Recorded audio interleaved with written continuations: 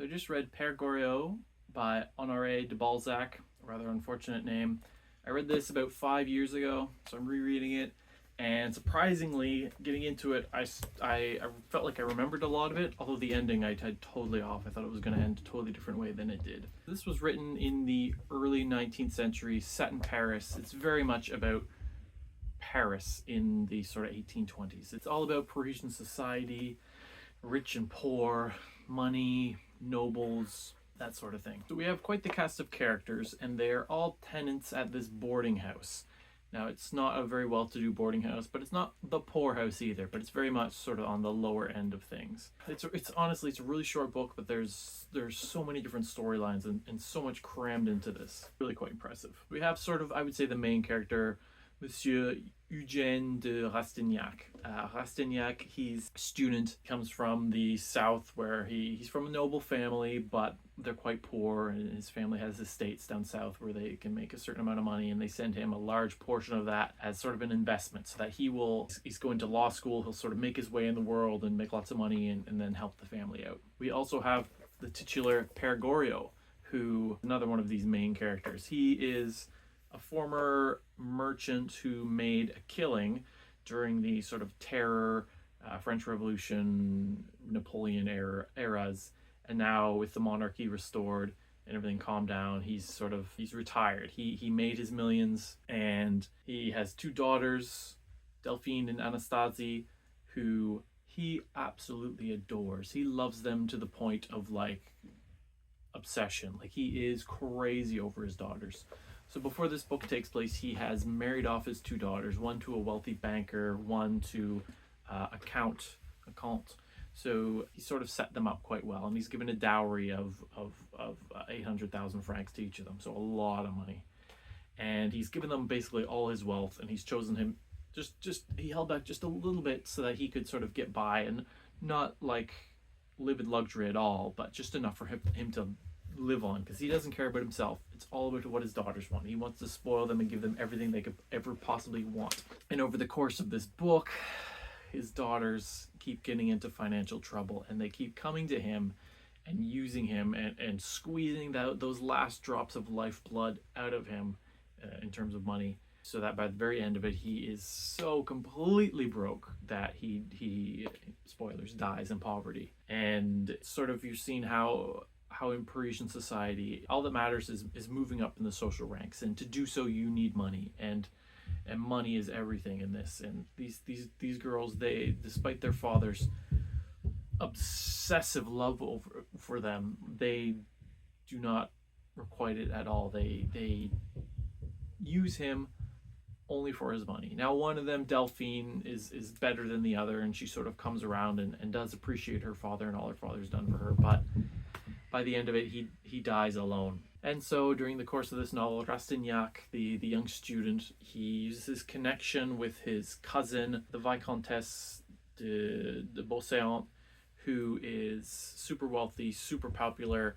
She is like the pinnacle of Parisian society. And because of a connection to her, she sort of allows him to come in and sort of educates him on society and teaches him what's what. Because he has fallen in love with these two girls who he finds out later are Père Goriot, his neighbor's daughters. And he tries to get with one, but she's really not having it, especially when he brings up her father. It's like a big social faux pas mentioning this father that none of them really like. So he ends up going after the younger daughter, Delphine, and it's all a bit of a mess. She is using him because she's married to a banker, so she's not technically in with the nobility, so he's nobility, so she's using him to move in these circles, but she does sort of seem to love him, and he does sort of seem to love her, but at times it's not a true love. He just loves her for her looks and also what he can get from her in society. By the way, the whole time, both the daughters are already married. In this Parisian setting, in this book, basically almost all of the characters are married, but the marriage seems to be for political or social reasons, and then they all have sort of a lover or mistress or whatever have you on the side. And the husbands and the wives, they all know about this and just sort of accept it and even like talk with the person sleeping with their wife and are totally cool with it. Just really weird. So that's how one of the daughters, Anastasia, gets into trouble, is that her lover is a big gambler and he loses so much money, and so she has to end up using all of her money to bail out her lover, who's just using her for her money. It's just a nightmare of a situation. She ends up pawning off her husband's mother's family jewels, diamonds, in order to get enough money to pay off her lover's debt. Yikes. And then the lover ends up leaving her at the end of the book. Despite the fact that Delphine, the other sister, is also married to this banker, she's still sort of fooling around with Rastignac, and everyone seems to be cool with it. Also, the storyline of the Vicontess de Beauseant is his super wealthy cousin, who's like the peak of society. She has this lover, I believe he's the Marquis de Juda. He's Portuguese. Throughout this whole book, people are telling her, like, hey, you're not her husband, her lover has another lover, and he's going to marry this princess there, this other girl. And the whole time she's like, no, he's not. These are rumors, it's not true. And at the very end of the book, she's planned this huge ball, inviting all of Parisian society there, and that's the day that her lover has finally signed his marriage contract with this other girl, and it finally becomes real to her that this person that she loves has moved on and has left her for this other girl, which is devastating. But of course she still has to hold this ball, and it becomes sort of like people running to see an execution. Everyone's going to this ball to sort of see how this woman, the peak of Parisian society, is reacting now that her lover has left her. Of course, she takes it all with poise and very strong, but she reveals that after the ball, she's leaving to the countryside, to Normandy, and is just going to sort of live out the rest of her life there. So that's one of the other storylines. I'm jumping all over the place, like from Père Goriot's death to back to the start of the book, and on and on and on. The other main storyline is this guy Vautrin, who is also one of the boarders at this house with Père Goriot and Rastignac.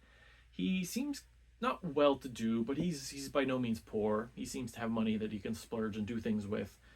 He's very gregarious, very outgoing, extroverted person. He seems like he'd be really fun to be around. He's got sort of a mysterious backstory where he seems to be just a merchant. He's like, oh, I work in imports and exports sort of thing. But he also dyes his hair black. He's like, has orange hair, but he dyes it black and wears a wig. And it's like, why does he do that? And he's sort of, whenever it's brought up once, and he mentions like, oh, I have to do it for like the ladies or something. Although he does not like the ladies. He has a thing for young men, actually. But he, it turns out, is this master criminal who is sort of not bankrolling, but he is the banker for Parisian criminals, all the criminals in the prisons of Paris. He is the one managing their money and keeping the money so that when they get out, they have money, or he's like giving it out to their wives or their mistresses. No, it's usually their mistresses and not their wives. Or it said something like, none of the prisoners have wives, they have concubines. But he's quite well-to-do, but he is a criminal. And we also have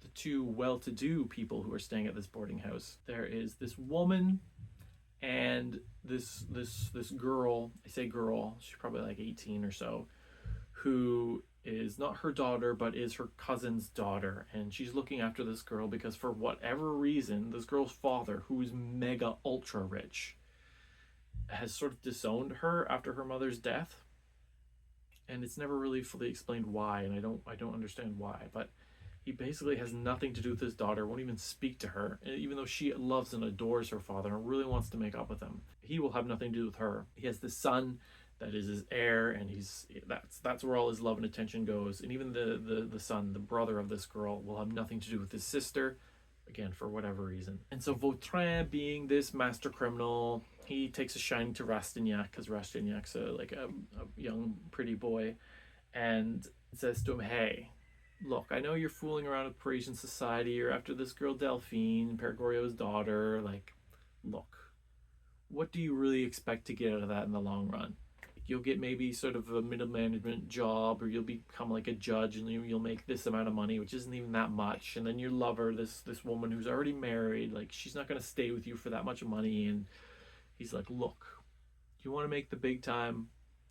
I've got a plan. His plan is, I know a guy.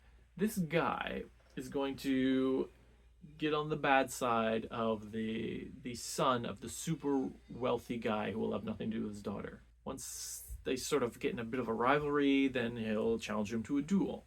He'll kill him in this duel. Once that boy, that son, is dead, the father will have no choice but to take his daughter back in, and she will become the heir to his millions. So what you're going to do, Rastignac, you're going to court this, for now, seemingly poor, insignificant girl that no one's paying attention to and is sort of all alone and sad and depressed. Court her.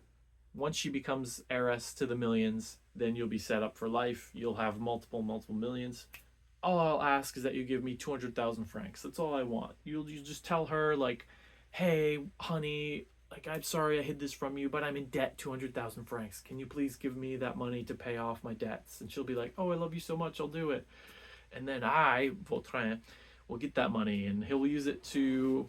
His plan is to go to America and in the South and become a slave owner, and he's going to buy so many different slaves, which he uses a very inhuman word for these slaves, and he does not treat understand that these slaves are human. But it's the 1820s.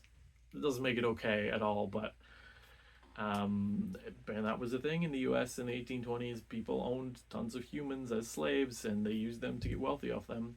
So that's his plan, is to take this 200,000, buy a tobacco plantation, and buy a bunch of slaves and live out the rest of his life sitting on his front porch smoking cigars while all his slaves make money for him.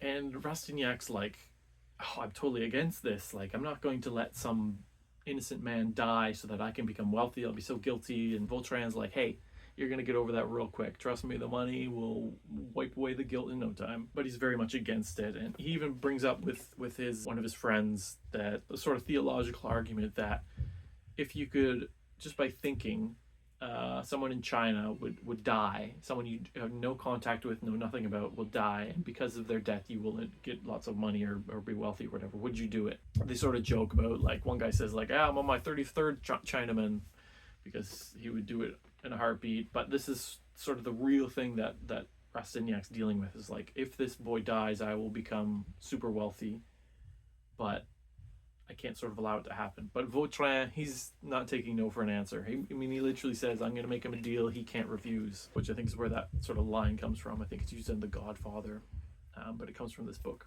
But the police are on to him.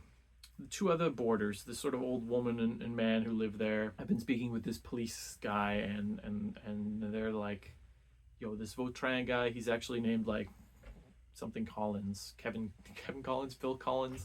I don't know what his name is. It's something Collins. It's a French name. I think it's Colin, actually, Colin. But fortunately, one of the other boarders overhears this, and so you think, oh, he's going to warn Vautrin. However, that's the same night that Rastignac says, I'm going to warn the father that the son's going to be killed in a duel. And so, in order to prevent this, Vautrin drugs them with wine and throws a big party for the whole house, so everyone gets super drunk. And so the information that the cops are after Vautrin never comes out, and Rastignac is not able to warn this guy, and so Vautrin goes ahead and gets his man to kill the heir to the millions. And so this girl, Victorine, becomes the new heiress to these millions, and she is in love with Rastignac. They have sort of been flirting a bit, because Rastignac's been dealing with Delphine and Anastasie and the others in Parisian society, and he has been flirting with her, and he even mentions to her, like, if you suddenly came into millions, would you still even remember me? Like, I want a woman who loves for love's sake and not just for the situation she's in. And this girl's like, oh, of course I would. So I thought, for whatever reason, that this is how it's going to end, is that these two are going to get together and live happily ever after. But that is not how it ended. So this girl does inherit her millions, and her father takes her back in, and she becomes super wealthy and the most eligible bachelorette in the whole of France. But does Rastignac go with her? No, he does not. He continues fooling around with Père Goriot's daughters. And like I said, over the course of the book, Père Goriot has to give up more and more of his money until the very end he has absolutely nothing left. But he is just obsessively in love with his daughters, that he's trying to do everything he can, but he causes a mental break, which physiologically his body shuts down. I think he's like in his early 70s at this point.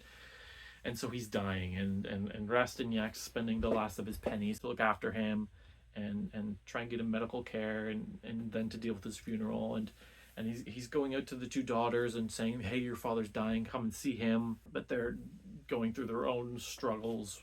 One of them, the husband, finally reins the wife in and keeps her from spending and from dealing with her lover. And in the end, Père Goriot dies alone.